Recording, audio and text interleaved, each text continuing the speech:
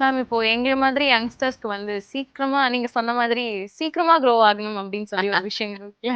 நாங்கெல்லாம் எந்த மாதிரி பிசினஸ் பண்ணா ஓகேப்பா நீ தேறிடுவ அப்படின்னா என்ன சொல்லுங்க? See, எனக்கு தெரிஞ்சு இன்னைக்கு இந்த நியூ ஜெனரேஷனோட ஒரு ப்ராப்ளம் இதுதான். அதாவது சீக்கிரமா பணக்காரங்களாயிடும்.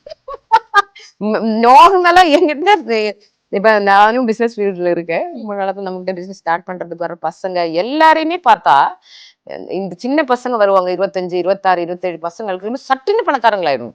அதுக்கு என்ன மேடம் பண்ணலாம் அப்படின்னு அந்த மாதிரி எல்லாம் ஒரு ஈஸியான வழியெல்லாம் கிடையவே கிடையாது. நான் என்ன சொல்ல வரேன்னா hard work is really important plus smart work. இப்ப நீங்க பாத்தீங்க என்னடா ஹார்ட் ஒர்க்கே பண்ணிட்டு இருக்காங்க எதுவுமே நடக்கலன்றவங்க நிறைய பேர் இருக்காங்க. ஆனா ஹார்ட் ஒர்க் மட்டும் பத்தாது, ஸ்மார்ட் ஒர்க்கும் தேவை. ரெண்டுமே கம்பைன் பண்ணி இப்ப நீங்க சொன்ன மாதிரி இப்ப நாங்க 2K கிட்ஸ், நீங்க எல்லாம் பழைய ஆளுங்க புது ஆளுங்க லெவலுக்கு அந்த திங்கிங்க்கு வர மாட்டீங்கன்னு சொல்றீங்க. அந்த மாதிரி கிடையாது. இப்ப எங்களை மாதிரி ஆளுங்க எல்லாம் நாங்க புது ஆளுங்களோட நியூ ஐடியாஸை செலக்ட் பண்ணி டிஸ்கஸ் பண்ணி, ஆனா எங்களோட ஒரு பெனிஃபிட் என்னன்னா அதோட லாஸ் என்ன வரும்ன்ற அந்த நெகட்டிவிட்டியை கால்குலேட் பண்றதுக்கு உண்டான எக்ஸ்பீரியன்ஸ் இருக்கும். உங்களுக்கு அந்த கால்குலேட் பண்றதுக்கான எக்ஸ்பீரியன்ஸ் கம்மியா இருக்கும்.